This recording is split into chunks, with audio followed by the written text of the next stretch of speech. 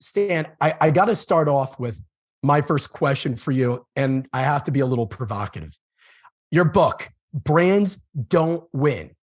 It's a pretty controversial title, if you ask me, because I grew up learning graduate school, undergraduate school in business.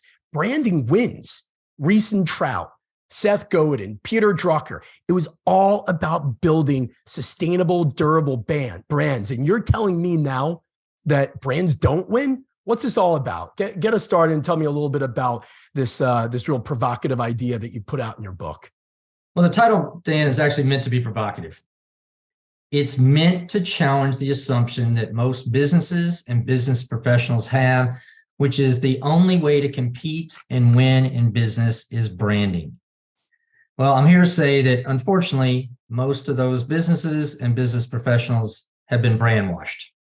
Wait, you said brand washed? I said brand washed. That was pretty good branding. Yeah. So the idea is that most people believe that branding is the only way to compete. Okay.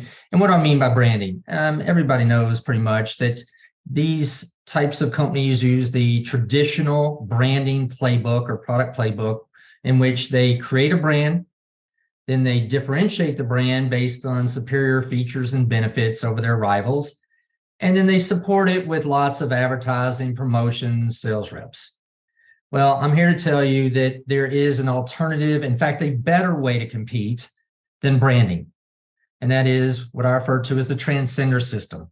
And I'll talk more about the transcender system, but many of the best and leading companies in the world, such as Nike, Starbucks, Apple, Amazon, and many others, actually do not play the branding game. They use branding, but that's not how they win. They basically create and play their own game. So this is a true paradigm shift.